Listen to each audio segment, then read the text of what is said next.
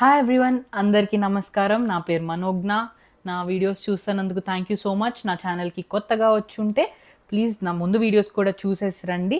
రీసెంట్గా నేను అజర్బైజాన్ అనే కంట్రీకి వెళ్ళి అక్కడ ఉన్న కంటెంట్ చాలా షూట్ చేశాను. ట్రావెల్ వ్లాగ్స్ అని పెట్టాను. ఏ ప్లేసెస్ చూడాలి, అసలు ఐటినరీ ప్లానింగ్ కూడా రీసెంట్గా ఒక వీడియో వచ్చింది. ఒకసారి చూసేసండి మీరు చూడకపోయి ఉంటే. ఈ వీడియో అజర్బైజాన్ సిరీస్లో ఇంకా నాకు తెలిసి లాస్ట్ వీడియో. బేసిక్లీ ఇదేంటంటే అజర్బైజాన్లో నేను చూసిన స్కామ్స్. కొన్ని పెద్ద స్కామ్స్ అవ్వచ్చు, కొన్ని చిన్న స్కామ్స్ అవ్వచ్చు. నాతో జరిగాయని నేను చెప్పట్లేదు, కొన్ని జరగబోయాయి, కొన్ని జరగలేదు. పక్కన వాళ్ళ ఎక్స్పీరియన్సెస్ విన్నాను, కొన్ని చూశాను. అలా నేను మీకు వెళ్ళే వాళ్ళకి జాగ్రత్తలు చెప్తున్నాను అనమాట, అంతే.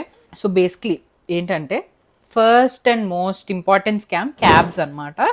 ఇప్పుడు మీరు ప్యాకేజ్తో వెళ్తే ఓకే, ప్యాకేజ్ లేకుండా కూడా చాలామంది వెళ్ళి చూడొచ్చు అజర్బైజాన్. అందరూ ప్యాకేజ్ తీసుకోవాలని కాదు, కొంచెం కంఫర్టబుల్గా అయితే ప్యాకేజ్తో ఉంటుంది అని నేను ప్రీవియస్ వీడియోలో ఎక్స్ప్లెయిన్ చేశాను. సో కొంతమంది ఇప్పుడు మనం ఎయిర్పోర్ట్ దిగి ప్రైవేట్ క్యాబ్స్ ఎక్కుతాం కదా, మేమైతే ఎక్కలేదు. నేను చాలామందివి విన్నాను కాబట్టి నేను చెప్తున్నాను. ప్రైవేట్ క్యాబ్స్ ఎక్కకపోతేనే మంచిది అజర్బైజాన్లో. ఇప్పుడు కొంతమంది రూడ్ ఉంటారు, అంటే ఏ కంట్రీలో అయినా మంచి ఉన్నప్పుడు చెడు కూడా ఉంటుంది కదా. సో ఇప్పుడు క్యాబ్స్ వాళ్ళు కొంచెం రూడే ఉంటారు అంటారు ప్రైవేట్ క్యాబ్స్. ఒక్కసారి సిటీలో అంటే ఇది బోల్ట్ ఎక్కాము, అందులో అందరు బాగానే ఉన్నారు, ఒక్కడు కొంచెం రూడ్ అనిపించాడు కానీ బట్ బాగానే ఉన్నారు. బట్ ఈ ప్రైవేట్ క్యాబ్స్లో కొంచెం రూడ్ ఉంటారు. అండ్ నేను విన్నవి ఏంటంటే కొంతమంది ఇప్పుడు వాళ్ళు ఎయిర్పోర్ట్లో ఎక్కినప్పుడు క్యాబ్ ఎక్కుతున్నప్పుడు ఒక రేట్ చెప్పారు, అండ్ హోటల్ దగ్గర దింపినప్పుడు వాళ్ళు ఇట్లా కాదు, ఇది కాదు, మీరు ఇంకా దానికి డబుల్ ట్రిపుల్ ఇస్తే, ఇప్పుడు 50 చెప్పుంటే మీరు 150 ఇస్తే కానీ దిగనివ్వను, మీ లగేజ్ దింపనివ్వను అని కొంచెం బెదిరిస్తా మాట్లాడితే డెఫినెట్లీ అది సింగిల్గా ఒకళ్ళు ఇద్దరే ఉన్నప్పుడు భయమే కదా. అలా చాలా జరుగుతాయంట. ప్రైవేట్ క్యాబ్స్ మాత్రం ఎక్కకపోతే మంచిది. ఏదైనా బోల్ట్ అనే యాప్ ఉంది, అది బుక్ చేసుకోవడమే బెస్ట్. అది సేఫ్. మేము ఎక్కిన దాని ప్రకారం మేము ఒక 4-5 టైమ్స్ అయినా ఎక్కాము.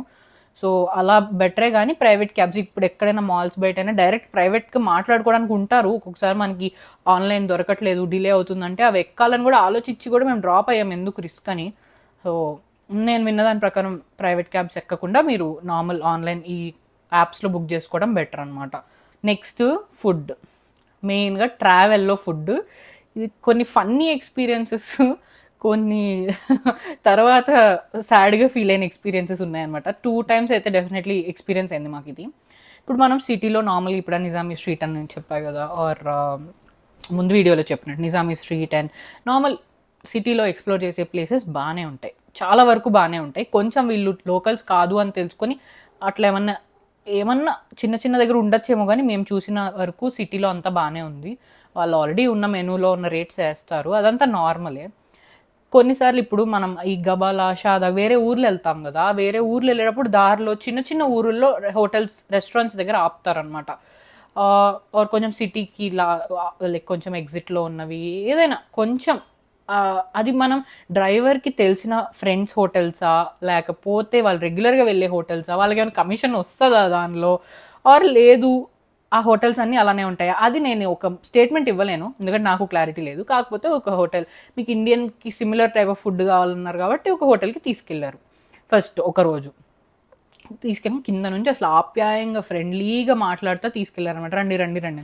సరే అని అక్కడ అన్ని టేబుల్స్ ఉన్నాయి, కూర్చుందామంటే వద్దు మీరు ఫ్యామిలీ, అంటే మేము 2 కపుల్స్ అనమాట, ఫ్రెండ్స్. సో అట్లా ఫ్యామిలీ ఉన్నారు కదా, రండి రూమ్లో కూర్చుందరు అని ప్రైవేట్ రూమ్ ఇచ్చారు. కూర్చుని ఓకే ఏసీ వేసాడు, టీవీ పెడతా అన్నాడు. ఒక ఆయన వచ్చాడు, వచ్చి మంచిగా డాన్స్లు వేస్తా మీకు మెనూ కార్డు, ఇట్లా డాన్స్ వేస్తా మెనూ కార్డులు ఇవ్వడం, ఇట్లా వెరైటీగా. ఆ వీడియోలో కొంచెం ఉంది అనుకుంటా, చూడండి గబాలా వెళ్ళే వీడియోలో. సో అట్లా పాటలు పెట్టాడు, యూట్యూబ్లో తెలుగు పాటలు పెట్టాడు, అదే మనం అడిగినవన్నీ పెడుతున్నాడు, డాన్సులు వేస్తున్నాడు. ఇంకా అసలు ప్రేమగా మాట్లాడుతున్నారు ఆయన. మళ్ళీ ఇంకొక ఆవిడ కూడా వచ్చి మాట్లాడింది. అట్లా ఇంకా సరేలే అయిపోయింది, ఫుడ్ తిన్నాం అంటే లాస్ట్కి ఆ రూమ్కి ఎక్స్ట్రా అన్నాడు. అంటే మేము అడగలేదు కదా ఈ రూమ్ మాకు కావాలని, అది ఎక్స్ట్రా అని మీరైనా ముందు మాకు చెప్పలేదు కదా. అప్పుడు అసలు ఏం చేస్తాం మనం, దానికి ఏం గొడవ పడతాం, మనం తెలియని దేశంలో ఎందుకులే అని ఇచ్చేసాం అనమాట. సో ఇట్లా కొంతమంది 10-20 మన్నది తీసుకుంటారు, అంటే ఒక 1000 రూపాయలు అట్లా రూపీస్లో చెప్తే, కొంతమంది ఇంకా ఎక్కువ కూడా వేయచ్చు. సో అట్లా చెప్తున్నా. అండ్ ఫుడ్కి మెనూలో ఉన్న ప్రైస్ పక్కా అదే వేసేలా మీరు చూసుకోండి. కొంతమంది ఏదన్నా చార్జెస్ అని చెప్పి ఎక్స్ట్రా. ఇంకొకటి ఏంటంటే ఇప్పుడు మనకి మెక్డానల్డ్స్లో KFCలు ఉంటాయి కదా, అవి సేవియర్. ఎక్కడన్నా అక్కడ తిని అవి బతకచ్చు, అట్లీస్ట్ వీళ్ళ ఫుడ్ నచ్చకపోయినా. కెచప్స్ ఇవ్వరు, నో కెచప్స్, ఫ్రీ కెచప్స్ అనేది ఉండదన్నమాట. ఒక్కొక్కటి ఒక్కొక్క మన్నతో ఎంత పెట్టి కొనుక్కోవాలి. అవన్నీ ఉన్నాయి. అది స్కామ్ కాదు, బట్ వాళ్ళ రూల్స్ ఇంకా వాళ్ళు అంతే ఉన్నారు అక్కడ. సో ఒక బర్గర్ కొనుక్కున్నా, ఒక నగ్గెట్స్ ఫ్రెంచ్ ఫ్రైస్ కొనుక్కున్నా, కెచప్ కావాలంటే ఎక్స్ట్రా పెట్టి కొనుక్కోవాలి. అలాగే ఈ రెస్టారెంట్స్లో ఇప్పుడు మనకేం తెలుసు, మామూలుగా తింటున్నప్పుడు మా ఫ్రెండ్స్ ఎవరు ఆనియన్ సాలడో ఇంకేదో ఇవ్వవా తినడానికి, సాలడో ఇంకేదో దాంతోపాటుకి ఏదో సాలన్నో లేకపోతే ఏదన్నా చిన్న డిప్పో ఇట్లాంటి ఒకటి రెండు అడిగితే దానికి కూడా ఎక్స్ట్రా డబ్బులు వేసాడనమాట. ఇట్లాంటివి చూసుకోండి, ప్రతిదీ రేట్ అడిగే తినండి. ఇంకొక చోటుకి వెళ్ళినప్పుడు అది మండి ఏదో అన్నాడు, అదేమంత నచ్చలేదు కూడా మాకు, బట్ మండి లాంటిది ఏదో అది బాగా కొంచెం ఊరు ఆ షాదాగ్ నుంచి వచ్చేటప్పుడు బాగా ఆకలేసి ఇంకా తప్పక ఆ ఊరి దగ్గర ఆగాము. డైరెక్ట్ బాకు వచ్చేదాకా ఉండుంటే బాగుండేది, బట్ ఆగి తిన్నాము. అక్కడేమో అక్కడ కూడా ఏదో వేసాడు మొత్తానికి, అందులో లేనిది ఎక్స్ట్రా ఏవేవో వేసాడు. అంటే లేనిదని కూడా చెప్పలేను, అవన్నీ మాకు ఎక్స్ట్రా అని తెలియదు. ఆ సాలడ్లు చిన్న చిన్నవన్నీ 30-40 మన్నట్లు వేసాడు అనమాట. మేము అనుకున్నాం మీరు చాలా ఎక్కువైంది. అట్లాంటి చోట్ల మనకి ఏదన్నా కార్డ్ ఇవ్వాలన్నా ఉండదు, గుర్తుంచుకోండి. ఇది కూడా క్యాష్ మెయింటైన్ చేయండి చాలా వరకు. సిటీలో ఓకే, బయట ఊరికి వెళ్ళేటప్పుడు క్యాష్ మెయింటైన్ చేయండి. చాలా ప్లేసెస్లో కార్డ్స్ తీసుకోరు, క్యాష్ ఉండాలి. అండ్ కొంచెం చేంజ్ కూడా మెయింటైన్ చేయండి. అదనమాట. ఇంకొకటి సూపర్ మార్కెట్స్ కూడా, ఇది నేను విన్నాను, ఇది నాకు అవ్వలేదు, బట్ సూపర్ మార్కెట్స్ కూడా ఇప్పుడు దాని రేట్ ఒకటి, దాని మీద ఒక రేట్ ఉంటుంది. అంటే కొన్ని వాళ్ళ లాంగ్వేజ్లో కూడా రాసి ఉంటాయి, మనకు కరెక్ట్గా తెలీదు. సో వీళ్ళు లోకల్స్ కాదన్నప్పుడు దానికి బిల్ వేసేటప్పుడు ఎక్స్ట్రా ఎక్కువ వేస్తారంట. అది కూడా నేను 1-2 సార్లు వెళ్ళా సూపర్ మార్కెట్కి, నాకు అంత అవ్వలేదు.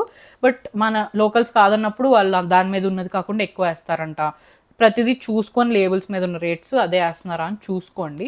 ఈ ట్రావెల్ అప్పుడు కూడా ఈ సూపర్ మార్కెట్స్లోనే కొనుక్కొని దారిలో తినటం బెటరు. ఈ పల్లెటూరులో వేరే వేరే ఊరుల్లో రెస్టారెంట్స్లో తినడం సేఫ్ కాదని నేను చెప్పను, సేఫ్గానే ఉంది. కానీ ఇదే ఎంత పడితే అంత రేట్లు వేస్తూ ఉన్నారనమాట, అది మాత్రం చూసుకోవాలి.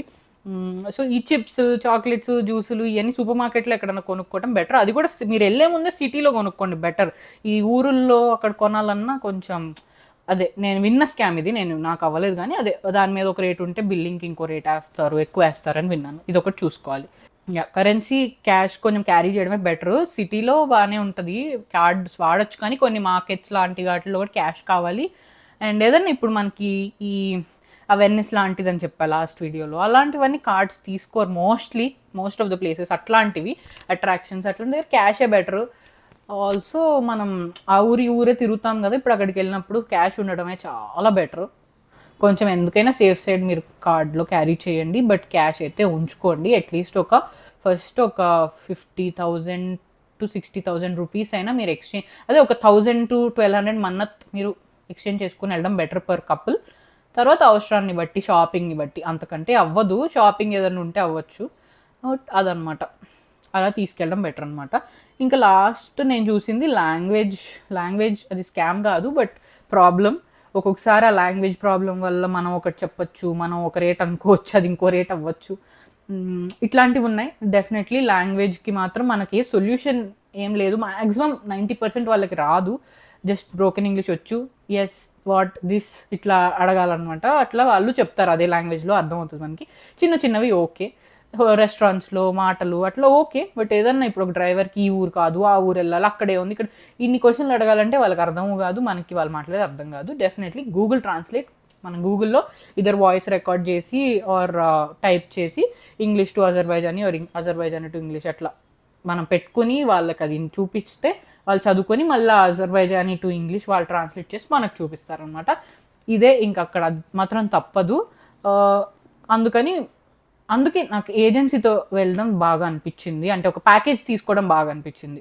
ఎందుకంటే ప్రతి చిన్నదానికి మనకి లాంగ్వేజ్ కష్టము, ప్రతి చోట ఏదైనా డౌట్స్ ఉంటే అండ్ లేట్ అయిపోతే వెనక్కి తీసుకురావడం, అవి కొంచెం ఎంతైనా వేరే ఊర్లో వెళ్ళినప్పుడు అదంతా కొంచెం రిస్క్ కదా వెనక్కి రావడానికి. ఇప్పుడు మనం మేబీ ఆ డ్రైవర్నే వెళ్ళి మళ్ళీ వెనక్కి వచ్చేదాకా మాట్లాడుకుంటే ఓకే.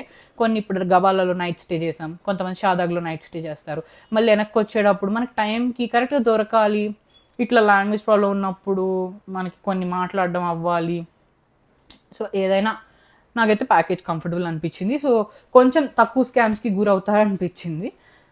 ఇంకంతే. మెయిన్ టూరిస్ట్ అట్రాక్షన్స్, మెయిన్ ప్లేసెస్లో అయితే ఏం స్కామ్స్ లేవు. ఇంకొకటి గుర్తుంచుకోవాల్సింది, ఇప్పుడు ఆ మడ్ వాల్కెనోస్, ఫైర్ మౌంటైన్ ఇట్లాంటివి ఉన్నాయి కదా, ఆ రోజు మాత్రం ఒక టికెట్ ఫస్ట్ ఒక ప్లేస్కి వెళ్ళాము, అతెష్గా అనే ప్లేస్ అనుకుంటా, అదొక ప్లేస్. అక్కడ ఒక టికెట్ తీసుకున్నారు, అది ఇంక్లూడెడే ప్యాకేజ్లో.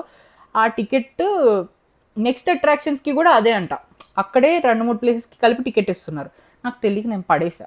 ఏముంది, అయిపోయింది కానీ అదో పేపరే టికెట్, ఇట్లా కావాలని ఇట్లా చేసి మరీ పడేసా. తర్వాత ఇంకా మళ్ళీ యానర్ దగ్గర ఏదో చేసాం, మొత్తానికి ఏదో ఇంకోటి తీసుకోవడం ఏదో అట్లా. గుర్తుంచుకోండి, కొన్ని కనుక్కోండి. టికెట్ పడేకపోతే ఏమవుతుంది, బ్యాగ్లో పెట్టుకోవచ్చు కదా. ఒక పొద్దున ఒక టికెట్ తీసుకున్నప్పుడు సాయంత్రం దాకా బ్యాగ్లో ఉంచుకోండి, సేఫ్ సైడ్. ఆ ప్లేస్ నుంచి ఇంకో ప్లేస్కి వెళ్తున్నప్పుడు ఆ రోజు టికెట్స్ అన్ని ఉంచుకోండి, రాత్రికి పడేయండి. ఇది జస్ట్ ఒక అడ్వైస్ నాకు కనిపించింది. ఇంతే అనమాట. మోస్ట్లీ ఇవే నేను చూసిన థింగ్స్ అజర్బైజాన్లో. స్కామ్స్ లాంటివి, సేఫ్ ప్లేసే, బట్ కొంచెం ఇట్లా ఫుడ్ దగ్గర, క్యాబ్స్ దగ్గర, కరెన్సీస్ ఇవి చూసుకోండి అనమాట. It's a nice place, beautiful place Azerbaijan. చాలా చాలా మెమరబుల్ ట్రిప్ నాకైతే. December, Feb snow time, Feb peak snow time. ఆ తర్వాత కొంచెం సమ్మర్ బాగుంటుంది, గ్రీన్గా అలా చూడడానికి, గ్రీన్ ఎల్లో ఆ ట్రీస్ అట్లా చూడడానికి కూడా వెళ్తారు. సో అలాంటప్పుడు మనకి మే ఆ టైంలో, ఏప్రిల్ మే జూన్ అట్లా కూడా వెళ్తారు. అదొక టైప్ ఆఫ్ ఎక్స్పీరియన్స్, ఇదొక టైప్ ఆఫ్ ఎక్స్పీరియన్స్. బాగా చల్లగా నచ్చే వాళ్ళు స్నో టైంలో వెళ్ళొచ్చు, ఈ మరీ చల్లగా నచ్చని వాళ్ళు ఈ సమ్మర్ టైంలో వెళ్తే కూడా చాలా బాగుంటుంది. And time difference 1.5 hour. Same Dubai వెళ్ళాను, ఇది కూడా అంతే అనమాట. మనకి ఇండియాలో 10:30 అయితే అక్కడ 9 అయినట్టు అట్లానే అనుకుంటా.